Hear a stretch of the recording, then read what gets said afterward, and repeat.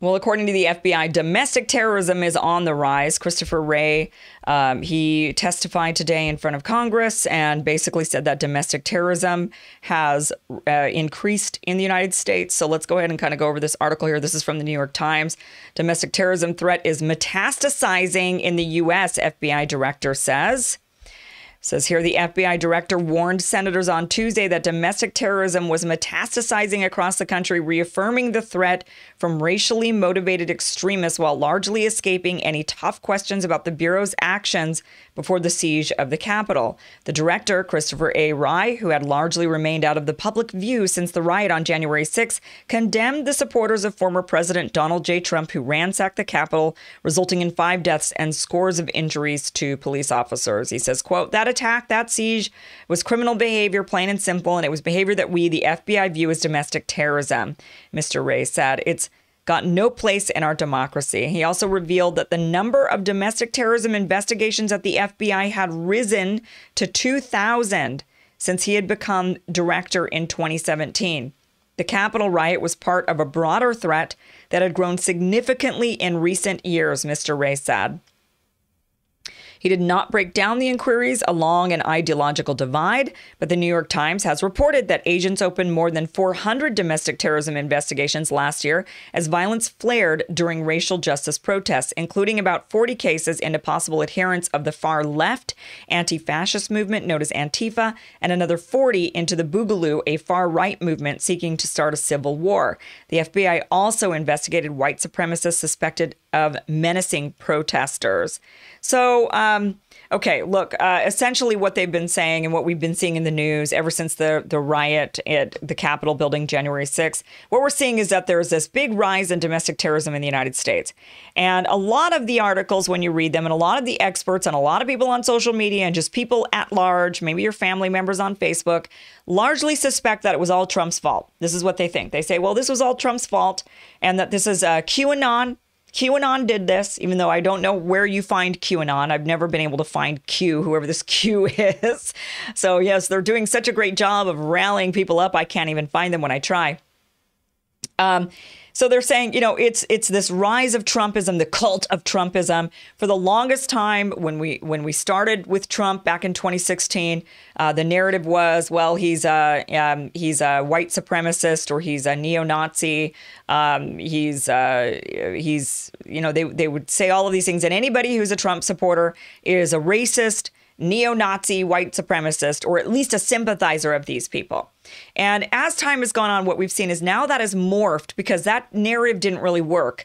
Unfortunately for them, in the 2020 election, more people of color voted for Donald Trump in 2020 than they did in 2016. He gained in that category. He actually lost white males who ended up going and voting for Biden. But the group he gained in, not the majority, and the majority still voted for Biden, but nonetheless, Trump saw gains in groups with minorities.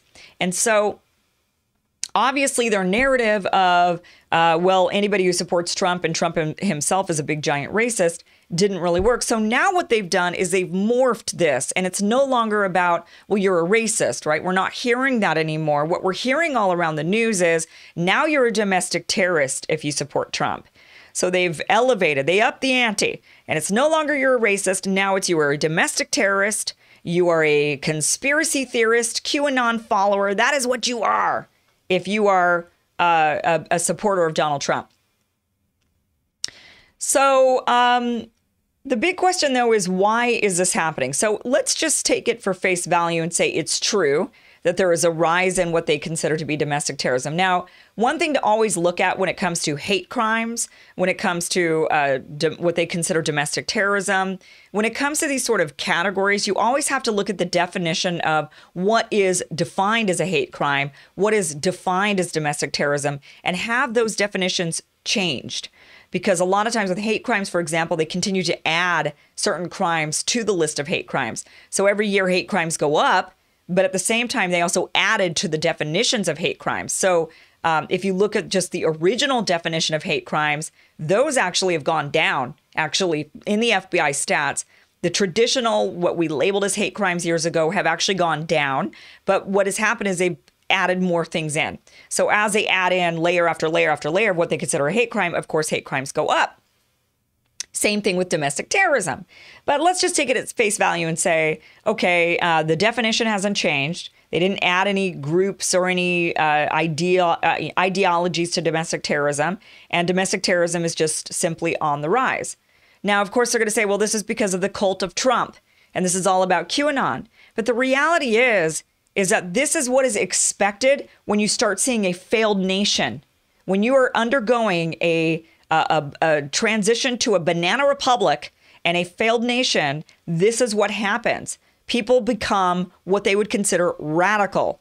They become radicalized, where they start wanting to rise up against their government, where people start to feel like the government is on the take. They start to feel like the government isn't working for them. They feel like the government is the enemy of the people. So they start to form terrorist groups, or they start to form resistance groups, or militia groups, or whatever it might be, and they start planning how they're going to take their country back.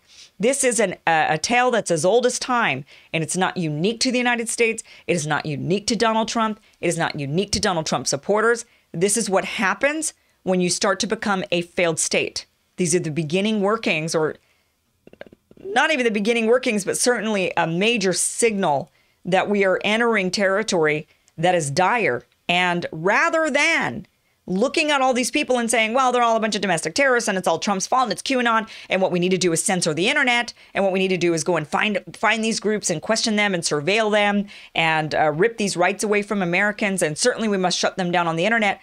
Rather than doing that, what they need to be doing is saying, what can we do to restore our government to ensure that it is working for the people, restore the middle class, restore the ability for the lower class to become the middle class? What do we need to do in order to make that happen? Because what is happening here is a radicalization of the population towards feeling increasing, right? We're seeing this increase. They're saying the numbers are going up. More of these groups are popping up. Of course, they want to blame it on things like racism, like there's some sort of rise in racism. Even if there was a rise in racism in this country right now, that rise stems from something. It's people feeling like, I can't live a good life because these other people. I can't live a good life because some other outside reason is preventing me from living a good life.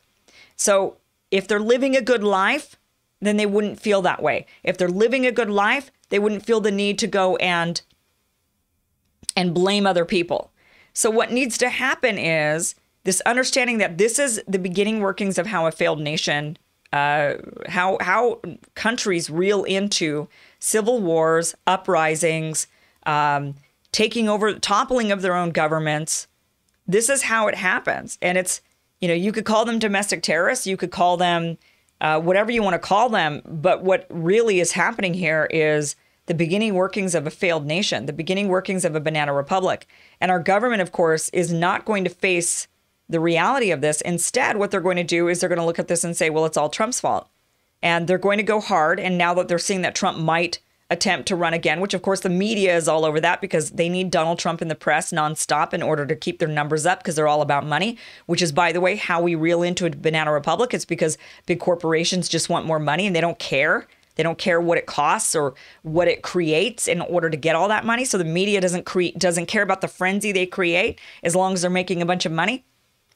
And they continue to siphon the money away from the people and continue their hardship. We saw this with the virus, right? The media was all about it, the fear that the media created because it was good for their numbers and it didn't matter what it did to you.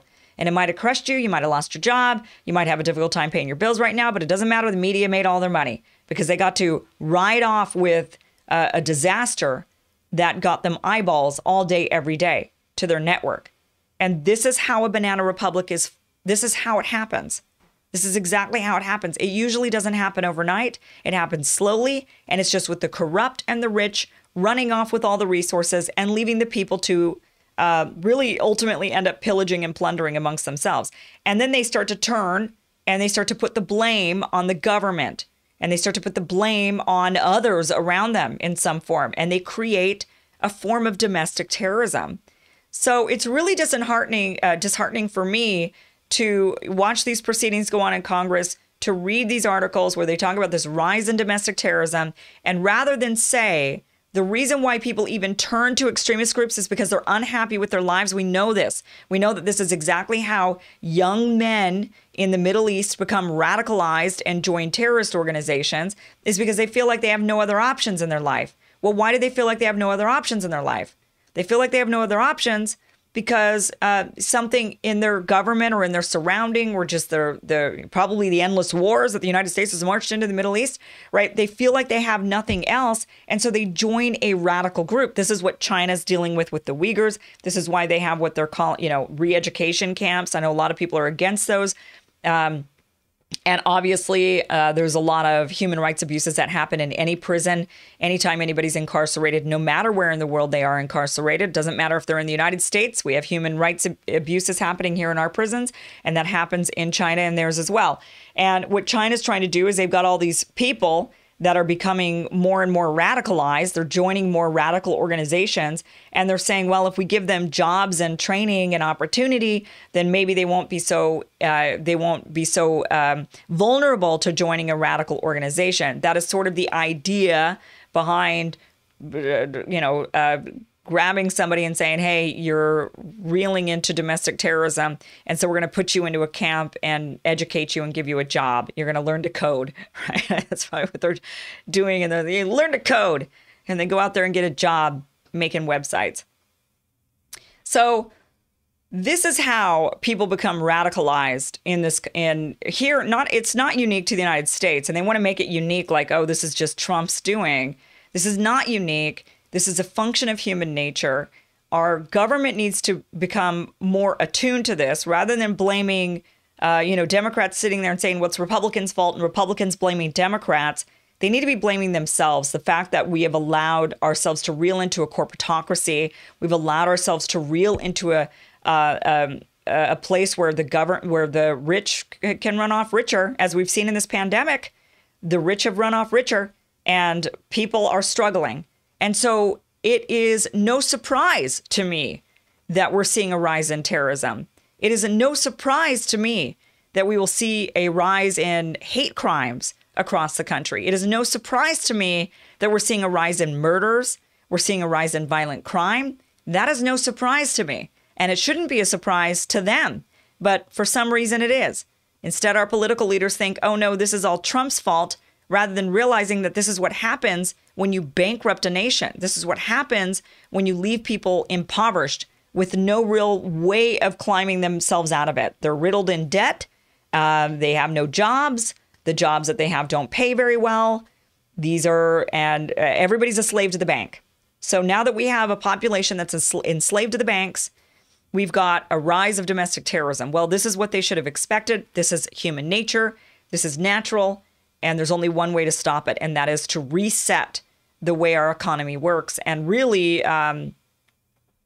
take the power away from all the banks, and the fact that the banks are running off with all of our money, with all of our loan debt, and interest rates and whatnot, and that is just crushing people. So just wanted to share this with you. This is what's going on. We're seeing these talks. There's going to be more and more talks like this going on in Congress, where there's going to be more people appearing. And I know they've got the big social media giants that they're bringing in to talk with, I think maybe even tomorrow or sometime really soon. They're bringing them back in to talk about how they're going to stop this extremism online. So we're going to see more and more talks about this, and we're going to continue to see them skip over the real reason why all of this is rising in our country. The fact that we are becoming a banana republic failed state, and they are totally blind to it. And we should all be mortified that they're not doing anything about it, because it will reel us into a place we don't really want to be. So I will keep you posted. I will keep you up to date on the latest on all of that is happening in that way. All right, guys, thank you so much for joining me. Please be sure to subscribe to the channel. Also, if you would like to email me your thoughts, comments, any research you'd like to send over my way, you can certainly do that. Kim@KimIverson.com is how you can reach me. Love to hear from you. Thank you so much for your support of the channel. I can't do this without you. I run on, totally independent journalist here, not at all running on any corporate dollars. So I appreciate your support. Thank you guys so much for everything. Have a great night.